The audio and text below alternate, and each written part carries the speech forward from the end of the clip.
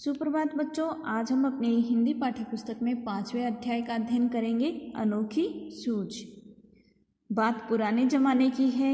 उन दिनों देवताओं और दानवों में युद्ध होता रहता था। दोनों पक्ष मिलकर एक बार प्रजापति अर्थात ब्रह्मा जी के पास गए। वहां जाकर बोले, मान्यवर, हम दोनों ही आपकी संतान हैं। बताइए कि हम दोनों में बुद्धि में कौन बड़ा है।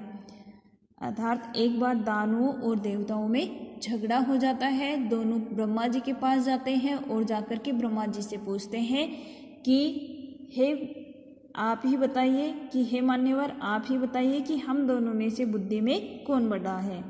उनकी बात सुनकर के प्रजापति ब्रह्मा जी मुस्कुराए। मन में सोचने लगे कि किसे बड़ा बताऊं।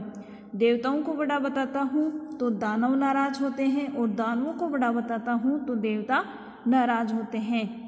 हो सकता है तब दोनों आपस में लड़ने लगे। ब्रह्मा जी सोचने लगे कि मैं इन दोनों में से किसको बड़ा बताऊं। अगर मैं देवताओं को बड़ा बता दूंगा तो दानव नाराज हो जाएंगे और अगर दानवों को बड़ा बताऊंगा तो देवता नाराज हो जाएंगे और दोनों आपस में झगड़ने लगेंगे। बड़ा टेढ़ा प्रश्न था।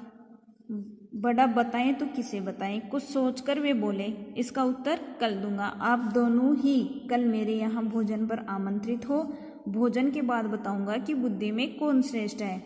दूसरे दिन दोनों पक्ष भोजन के लिए पहुंचे। दोनों को अलग अलग कमरों में बिठाया गया। वहां मिष्ठान से भरे थाल भिजवा दिए गए। प्रजापति दानवों के कमरे में गए। उन्होंने कहा, आप लोग भोजन करें। शर्त यह है कि कोहनी को बिना मोड़े भोजन करना है। और यही बात उन्होंने देवताओं से भी कही।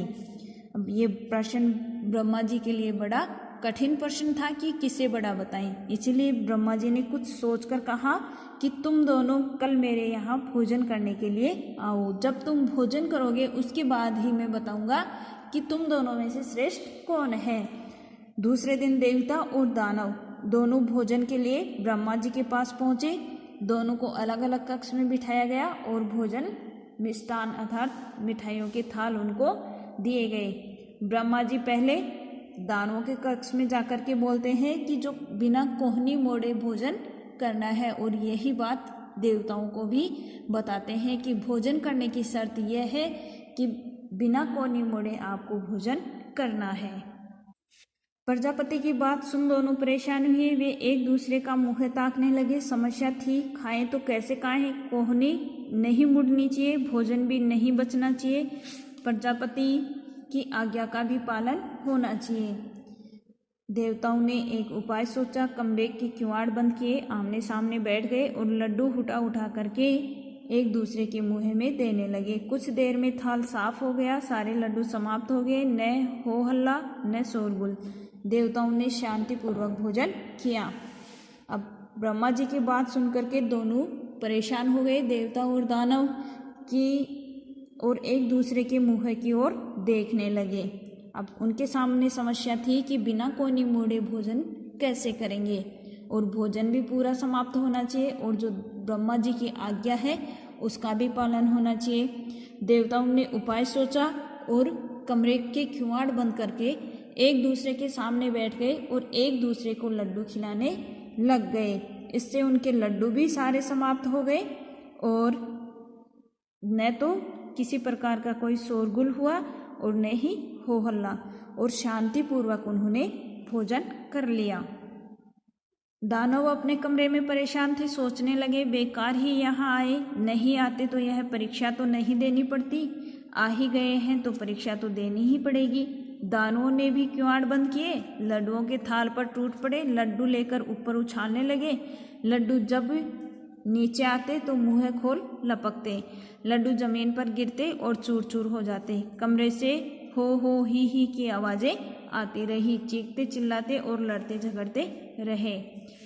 देवताओं ने तो शांतिपूर्वक भोजन कर लिया, लेकिन जो दानव थे अब वो अपने कमरे में परेशान थे और दानव सोच रहे थे कि हम यहाँ पर बेकार में ही आए, अगर नहीं आते तो हमें ये परीक्षा तो नहीं देनी पड़ती। उन्होंने भी कमरे के किवाड़ बंद किए और लड्डुओं के थालों पर टूट पड़े और लड्डुओं को उछालने लगे। जैसे ही वो लड्डू उछालते और लड्डू नीचे आते तो वो मुंह खोल करके लड्डू को लपकते, लड्डू को खाने के लिए दौड़ते। इससे कमरे में से हो हा ही की आवाज़ें भी आने लगी और वो आपस में झगड़ने भी लगे और लड्डू नीचे गिर करके बिखर जाते। सारी स्थिति स्पष्ट थी। प्रजापति ने कहा, देवता ही श्रेष्ठ हैं, जानते हो क्यों? इसीलिए कि इन्होंने सहकार की भावना से काम किया। खुद भी खाओ और दूसरों को भी खिलाओ। अब जो स्थिति थी वह स्पष्ट दिखाई दे रही थी। ब्रह्मा जी ने कहा कि देवता ही श्रेष्ठ हैं और दानमुख से कहा कि जानते हो क्यों श्रेष्ठ हैं? क्योंकि इन्होंने सहकार की भावना से काम किया, अर्थात सहयोग की भावना से काम किया। इन्होंने खुद भी खाया और दूसरों को भी खिलाया। जीवो और जीने दो, कि जीना भी चाहिए और दूसरों को जीने भी देना चाहिए। यही थी इनकी विशेषता की, यही देवताओं की विशेषता थी। उन्होंने बुद्धि से काम लिया, सूझबूझ दिखाई। ये आमने सामने बैठ गए और एक दूसरे के मुंह में लड्डू देते रहे। कि देवताओं ने अपनी बुद्धि से काम लिया और सूझबूझ दिखा करके आमने सामने बैठ करके एक दूसरे के मुंह में लड्डू देते रहे और थोड़ी देर में थाल साफ कर दिए। दूसरी तरफ दानवों ने शर्त का पालन किया। लड्डू उछालते रहे, उन्हें पाने के लिए लपकते रहे, न खुद खाए न दूसरों को खाने दिए। लड्डू तो बिगड़े ही, पेट भी न भरा। और दूसरी तरफ जो दानव थे उन्होंने भी शर्त का पालन तो किया, लेकिन लड्डुओं को उछालते रहे। ना तो वो खुद खा सके ना दूसरों को खाने दिए। लड्डुओं का नाश तो हुआ ही, लेकिन वो भी भूखे रह गए। तो इस कहानी से हमें यही शिक्षा मिलती है कि हमें आपस में सहयोग की भावना से काम करके एक दूसरे की सहायता करनी चाहिए। धन्यवाद।